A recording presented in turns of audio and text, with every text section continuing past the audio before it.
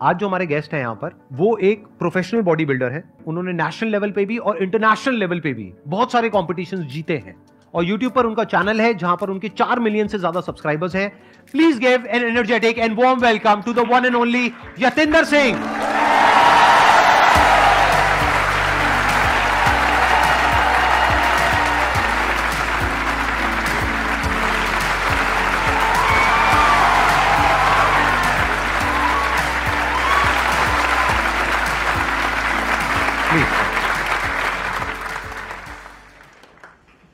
आज तक YouTube में देखा था, यहाँ पे अलग अलग गेस्ट बैठते हैं और आई एम श्योर यहाँ पे बैठना बहुत ज़्यादा कंफर्टेबल तो नहीं है। उसका एक रीज़न है, मैंने बतेरी वीडियो में बोला, सभी दर्शकों को मेरा नमस्कार, कैसे हो आप सभी लोग। एक नया वीडियो लेके आपके सामने फिर हाजिर हूँ, बट आज संदीप सर के सामने बैठ के थोड़ा नर्वस हूँ। बट इतना नर्वस होना तो शायद बनता है। देखो तो सामने कौन बैठा है। अरे सर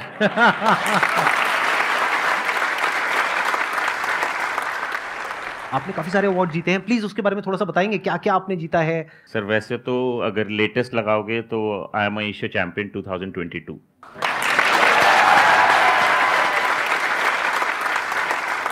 आई थिंक हर एक खिलाड़ी का सपना होता है वो अपने देश को रिप्रेजेंट करे, ना कि रिप्रेजेंट करे उसके लिए एक मेडल लेके आ सके। दैट इज़ अ कंट्रीब्यूशन एक खिलाड़ी जो अपने तरीके से कर सकता है। 80 kg में मेरा गोल्ड आया एंड फिर क्या होता है कि जब आप हर वेट कैटेगरी के एक एथलीट होता है, जैसे स्टार्टिंग फ्रॉम 65, 70, 75, 80, 90, 100 प्लस, तो ऐसे 10 कैटेगरीज होती हैं। बट 10 कैटेगरीज में हर एक कैटेगरी के चैंपियन को भी वो फ्रंट में बुलाते हैं और उनमें से एक को बनाते हैं वो champion of champions. So I am a champion of champion sitting in front of you.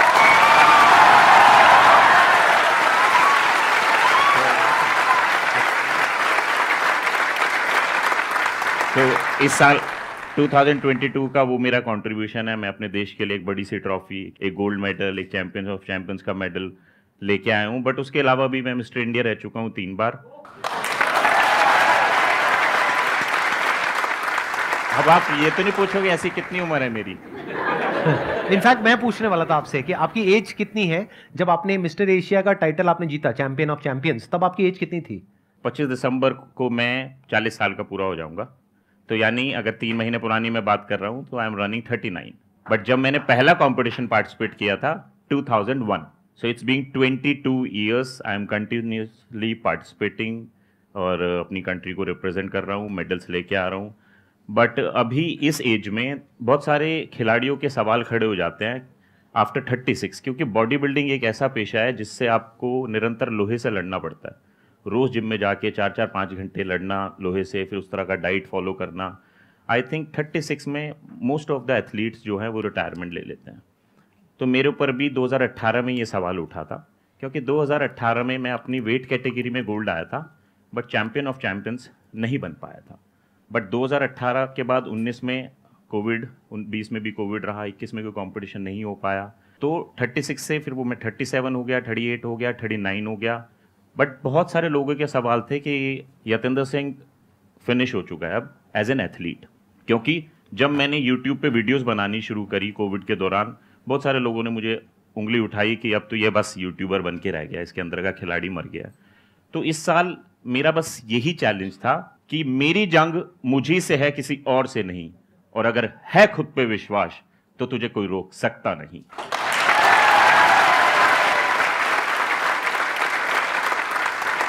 ये सौभाग्य मिला, ऊपर वाले का आशीर्वाद, बड़ों का साथ और संदीप सर की मोटिवेशन, ये सब इतना भारी भरकम बन गया था कि वो चैंपियंस ऑफ चैंपियंस में बन पाया। तो कहने का मतलब यही है कि 39 में इस तरह की चैंपियनशिप जीतना डिफिकल्ट होता है बट इम्पॉसिबल नहीं होता। तो सर अब हम अपना Q&A सेशन शुरू करते हैं। सर मेरा क्वेश्चन है कि मैं बहुत ज़्यादा वर्कआउट एडिक्टेड हो जाती हूँ, मतलब more than 2 hours running, workout and yoga सब करने लगती। तो इससे मेरा क्या हुआ कि जो मसल्स पेन है, knee pain and joints pain, वो स्टार्ट हो जाता है। तो आप किस तरह ये डिसाइड करोगे कि आपको कहाँ तक आके रुकना है एंड डाइट क्या फॉलो करना है? तो सबसे पहले तो यू नीड टू अंडरस्टैंड, या जितने भी लोग यहाँ पे हैं या मुझे सुनेंगे, उनको लगता है कि एक्सरसाइज मतलब सब कुछ करने लग जाओ, 5 किलोमीटर भागो, वजन उठा लो, जिम में जाके बहुत सारा योगा करने लगे तो 1 घंटा योगा कर लो. So I think you need to understand first कि आपकी बॉडी को समझो. जैसे आप ब्रश करते हो, नहाते हो, उसी तरह एक्सरसाइज भी उस ब्रश और नहाने की तरह अपने रूटीन में बांध लो. Half an hour, 40 minutes more than enough है. बट यस, रिजल्ट 1 महीने में नहीं आएगा, 6 महीने, साल में जो रिजल्ट आएगा वो रिजल्ट आएगा जिससे आपको ये जॉइंट्स पेन या कोई हार्म नहीं होगा, इंजरी नहीं होगी. तो बेसिकली हम बहुत ज्यादा करने लग जाते हैं, दैट्स व्हाई ऐसी प्रॉब्लम्स होती हैं. Excess of everything is bad. Limit में करो और प्रॉपर गाइडेंस के साथ करो. समझ में आता है कि आपको कहाँ पे रुकना है. मींस 2 आवर्स हो जाता है और पता ही नहीं लगता कि 2 घंटे हो चुके. अलार्म लगाइए. अलार्म नाम की एक चीज होती है.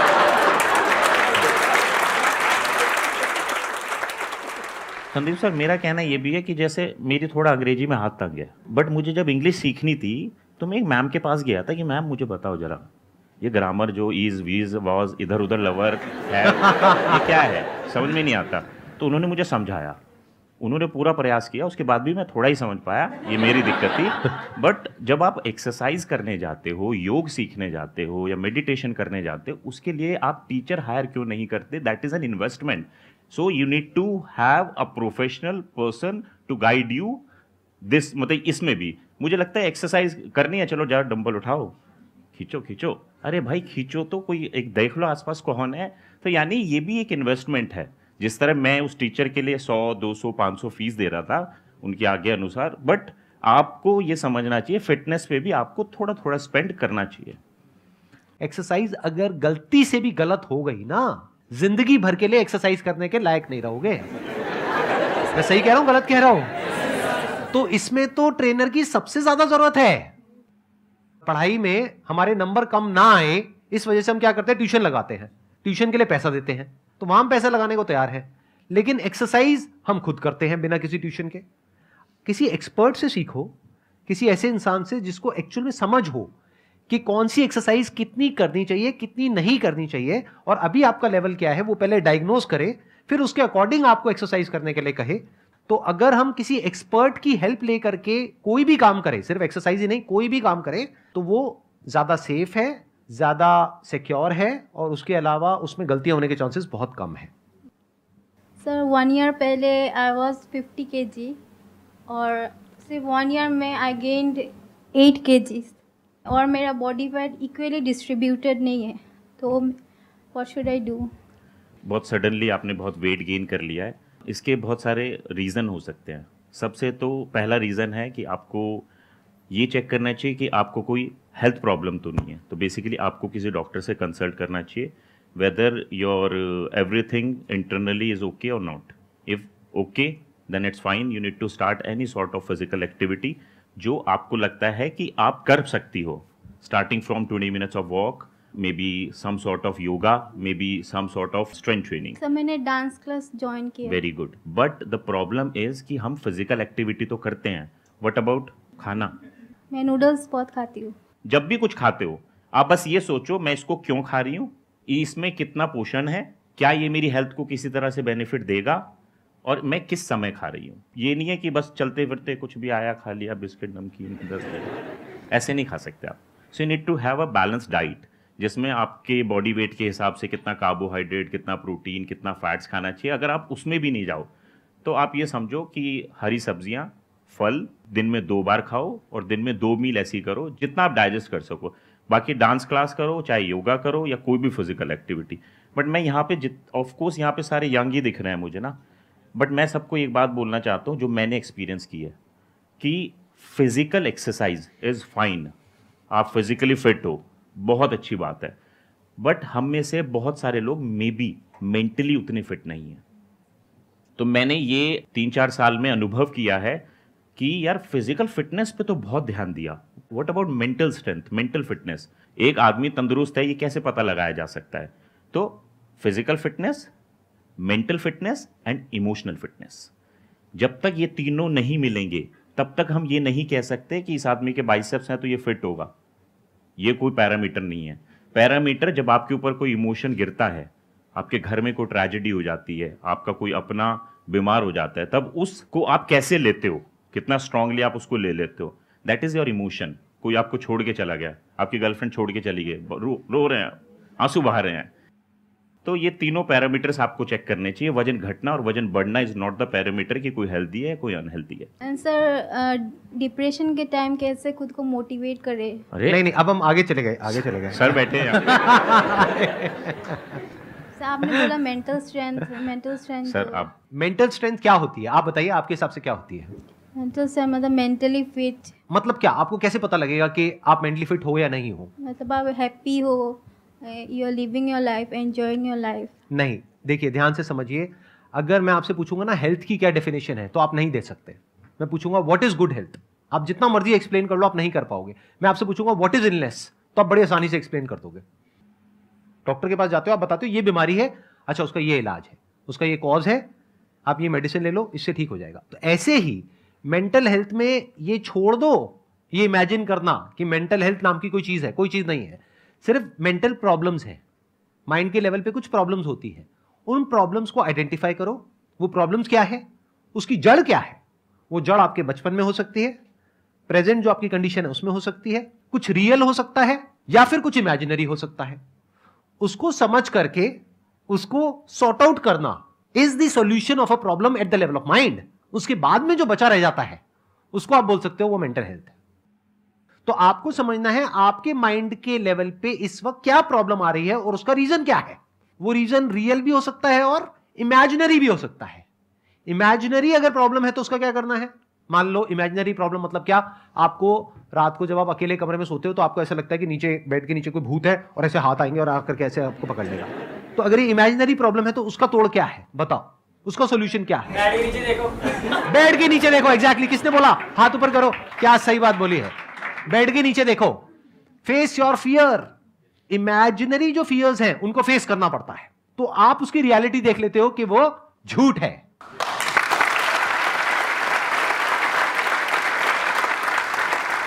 भूत को आप मार नहीं सकते हो, भूत के लिए कोई दवाई नहीं है, भूत का कोई इलाज नहीं है क्योंकि भूत है ही नहीं। सर मेरा क्वेश्चन आपसे है कि हम जॉब करने वाले बंदे हैं, सुबह 7 बजे से रात के 9 बजे तक हमें जॉब करना होता है। उसके हिसाब से हमें जो होता है कि हम किसी तरह की जिम वगैरह नहीं कर पाते हैं, जो भी हम मेट्रो से ट्रैवल इधर उधर, और हमें खाना खा के सीधा बैठना होता है और काम करना होता है, जिससे कि होता है कि हमारा जो बैठने का जो होता है वो हम बैठ नहीं पाते सही से, कभी इधर हिल रहे हैं कभी उधर हिल रहे हैं, और कभी कभी होता है कि नींद आने लग जाती है। तो हम इससे दूर कैसे करें सर? जितने भी लोग ऑफिस जाते हैं वो अर्ली घर से निकलते हैं, एंड देन वो मेट्रो से जाएं या कार से जाएं, टाइम लगता है, फिर वो ऑफिस पहुंचते हैं। फिर ऑफिस में सब लोग बोलते हैं कि 6 बजे छुट्टी हो जाती है, बट वो तो 8:30-9 बजे तक ऑफिस चलता रहता है। फिर वो मेट्रो से घर आएंगे। आई नो बहुत ज़्यादा फिजिकल एक्टिविटी नहीं कर सकते, but you need to be कि आपको अपनी फिटनेस से कितना ज़्यादा प्यार है। अगर तो आपको बहुत ज़्यादा प्यार है तो देखो कड़वी बात लगेगी, बट यही सच्चाई है कि आपको अपने लिए समय तो निकालना पड़ेगा। सो कितने लोग मेरी बात से एग्री करेंगे? हम अपने बच्चों के लिए समय निकालते हैं, हम अपने घर के लिए समय निकालते हैं, हम अपने बॉसेस के लिए समय निकालते हैं, हम अपने ऑफिस के लिए समय निकालते हैं, हम सबके लिए समय निकालते हैं, और फिर देखते हैं ना मेरे लिए तो कोई समय ही नहीं बचा। तो सबसे पहले आप अपने लिए समय निकालना शुरू करो, क्योंकि लेट्स से मैं अपने ऊपर लेता हूँ, मैं अपनी हेल्थ पे ध्यान नहीं देता, मुझे कोई बीमारी लगी और मैं हॉस्पिटल में एडमिट हूँ, क्या मेरे ऑफिस से कोई मुझे मिलने आएगा? मेरे घर वाले कितने दिन मेरी सेवा करेंगे? एक लिमिट तक, मे एक बी लिमिट कुछ महीने तक, कुछ एक साल। लिमिट तक। हाँ। बट यानी ये समझो you are alone in this world, so you need to be strong enough कि आपको अपनी हेल्थ को तो प्राथमिकता देनी ही पड़ेगी, दैट इज फॉर श्योर। मैं बहुत सारे लोगों को जानता हूं जो ऑफिस जाते हैं और फिजिकली फिट है। सामने भी देखो संदीप सर, फिट है ना सर? ये आपने मसल की बात करी, कैसी है, मतलब ठीक ठाक है? अच्छी है सर, जा सकता हूँ? बहुत अच्छी है। कंपटीशन में जा सकता हूँ? कंपटीशन में जाने लायक? आप कंपटीशन कराओ सर, झूठ मुझे बोल दो, खेलने मेरा दो। मन रखने के लिए झूठ बोल दो। बिल्कुल जा सकते हो सर, बट आप सर ने झूठ नहीं बोल दिया। नहीं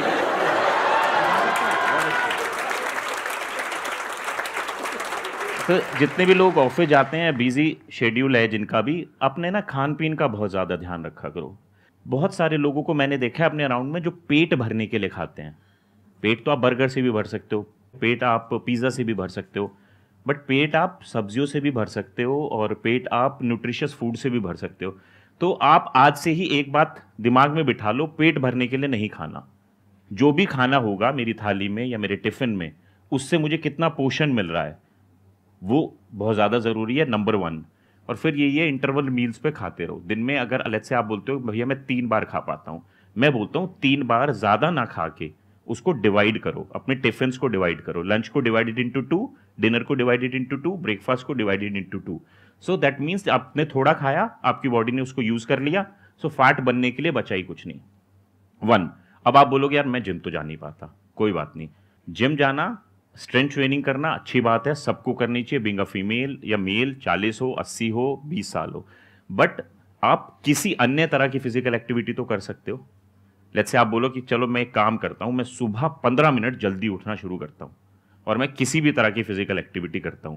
तो मैं थोड़े पुशअप्स मार लिए, थोड़ा स्क्वाट्स कर लिया, प्लैंक्स कर लिए, या आप किसी की भी वीडियो में देख सकते हो top 5 exercise to be a healthy lifestyle, वो अडॉप्ट करो। बट दिस मैंने क्या बोला, ब्रश करना भूलते हो कभी आप? नहाना कभी? सर्दियों में तो भूल जाते हो शायद। तो एक बात बताओ, जब हम खाना नहीं भूलते, हम नहाना नहीं भूलते, हम ब्रश करना नहीं भूलते, तो हम एक्सरसाइज करना कैसे भूल जाते हैं? बिकॉज जब तक किसी को कोई बीमारी नहीं लगती उसको हेल्थ की इंपॉर्टेंस नहीं पता चलती। आप एक बार आईसीयू में लेट के देखो, आपको लगा भगवान आज बचा दे, कल से मैं अपने ध्यान कर रखूंगा सेहत का। सही बात है। बस मैं यही बोलूंगा, आप हाथ जोड़ के सबसे रिक्वेस्ट है, यंगस्टर्स से तो खासकर, इतने बिजी मत हो जाओ कि अपनी सेहत को ही भूल जाओ। सबसे पहले आप संकल्प लो किसी भी चीज का कि ये मुझे करना ही करना है। अगर मेरा जीवन है तो ये मेरा गोल है और इस गोल को अचीव करने के लिए ये मेरा संकल्प है। तो संकल्प जब ले लिया है तूने तो डरता है क्यों? गिरेगा, संभलेगा, पर की गई मेहनत व्यर्थ नहीं जाएगी। हर चुनौती को स्वीकार करता चला चल, हर लहर को पार करता चला चल। तू एहसास करेगा चारों दिशाएं भी तेरे साथ हैं, और तब ये जान लेना कि यही तेरे विजयी होने का आभास है। क्या बात। Thank you so much ji.